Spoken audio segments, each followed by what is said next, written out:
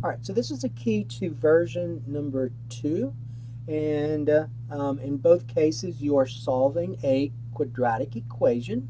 They are written differently. Notice that in number 2 you have a variable expression that's being squared, and that's it. And then you have plus 3 equal negative 6. Notice over here it's written in a form that looks like ax squared plus bx plus c, although the constant is on the other side. So in number 1, the way you want to do this one, it's not factorable, so the way you're going to do this one is use the quadratic formula. The directions here, number 2, indicated that I wanted to use the square root property. So always make sure you follow directions. So let's go ahead and do number 1. So in number 1, we're going to write this in standard form, so I need to subtract 2 from both sides, because remember in standard form you want this number on the other side to be 0. So this is going to become an equivalent equation as 3x squared minus 6x minus 2 equals 0. And remember the quadratic formula, and let me see if I have enough room here. So that will be the opposite of b plus or minus the square root of b squared minus 4ac. All of that is being divided by 2a. So remember this b squared minus 4ac in the quadratic formula is called the discriminant. In general, though, the expression that appears under the radical symbols is the radicand. Now, when using the quadratic formula, you have these values here that you need to substitute, a, b, and c. Well, those numbers, those values come from your quadratic equation that's in standard form. So remember, the value of a is the coefficient of x squared, which is 3. The value of b is the coefficient of x, which is a negative 6. Even though this says subtracting 6, remember subtraction is the opposite of addition. So well, let me rephrase that. You can change a subtraction to an addition problem. So you're going to add the opposite of this number. So those will be add, so you'd say plus a negative 6. So b is a negative 6. And the same thing, c would be this constant, which is a negative 2. And now we're going to take these values of a, b, and c, substitute to the formula. So I get x equal the opposite of b. Well, b is a negative 6, so the opposite of negative 6 is a positive 6, plus or minus the square root of, and then we're going to say b, and always put b in parentheses, especially if b is negative, because b squared, remember, can never be negative. B squared is going to be positive or 0. It is never negative. So if you had not put parentheses here and you put negative 6 squared in the calculator, you probably would end up with a negative 36, and that's incorrect. All right, so negative 36 minus 4 times a is 3, times c, which is a negative 2. All of that, just like this, is being divided by 2 times a, which is 3. So you have to show this step. Then you have to simplify this radicand, or this discriminant. So let's go ahead and do that. So those are the steps you had to show. So negative 6 times itself, remember, is a positive 36. Now we have a negative 4 times 3 times a negative 2. So put that in your calculator if you have to. So negative 4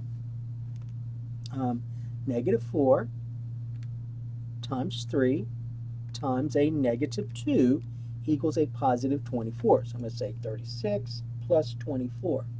All of that is being divided by 2 times 3, which is 6. So let's go ahead and add 36 and 24 together. Again, if you have to, use your calculator. So 24 plus 36 is 60. All that being divided by 6. Then we need to simplify the radical if possible. So let's think about the square root of 60. So I'm going to go ahead and rewrite that down here. So the square root of 60. So we're asking ourselves, what perfect square besides 1 will go into 60, if any? And so remember, your perfect squares are 1, 4, the next one's 9, the next one is 4 squared, which is 16, 5 squared, which is 25, and so on. So there's an infinite number of those. All right, so remember, 1 will always go into these numbers. So let's think about the next one, which is 4.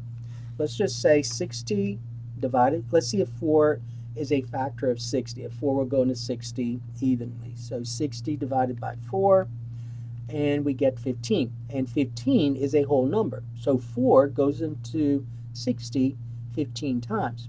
And 15, if you look at 15, besides the perfect square 1, there are no other, see down here, there are no other perfect squares that go into 15, because 15, the only factors of 15 are 1, 3, and 5, and none of those are perfect squares. All right, and so therefore we're going to rewrite this as the square root of 4 times the square root of 15, and then the square root of 4 is 2, so this becomes 2 square root of 15, and I'm going to rewrite the square root of 60 using 2 square root of 15. So this becomes 6 plus or minus 2 square root of 15, all divided by 6.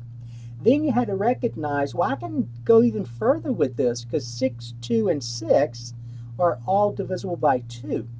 And so let's go ahead and simplify those. So 6 divided by 2 is 3, plus or minus 2 divided by 2 is 1. 1 times the square root of 15 is the square root of 15. All divided by, and 6 divided by 2 is 3. And so that's your solution, both of them. So the plus or minus, those are two solutions. Now, if you want, you can write them separately. So you could say 3 plus the square root of 15 divided by 3, comma, 3 minus the square root of 15 divided by 3. So either one of those is fine. All right, so that was number 1. That was the work you had to show.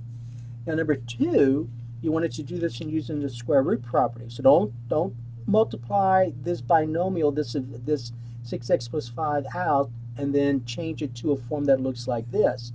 That was not the directions. The directions indicated use the square root property. So if I'm going to use the square root property, I've got to isolate that expression as being squared. So I need to bring 3 to the other side. So we're going to subtract 3 from both sides. So I get 6x plus 5 squared equals this is 0, negative 6 and negative 3 is a negative 9.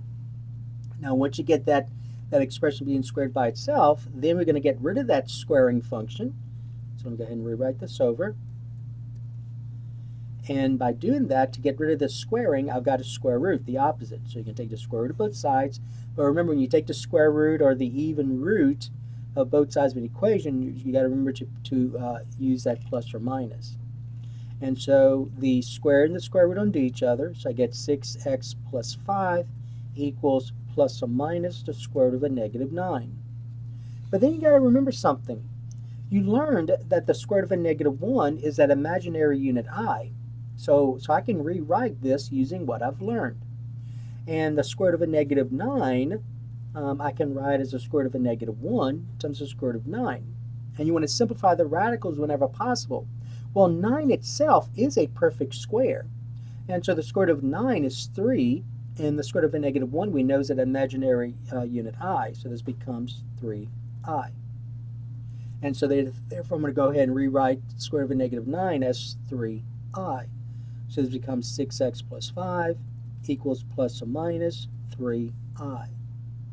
Now, whereas here we had these solutions being irrational. So those are irrational solutions. They're not rational, they're irrational because the square root of 15 is an irrational number. So then all of this becomes irrational. Here, though, my solutions are imaginary.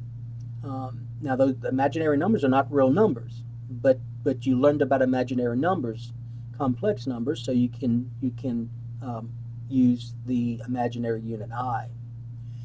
So to get x by itself, you're going to go ahead and subtract 5 from both sides, just like this, and then combine like terms.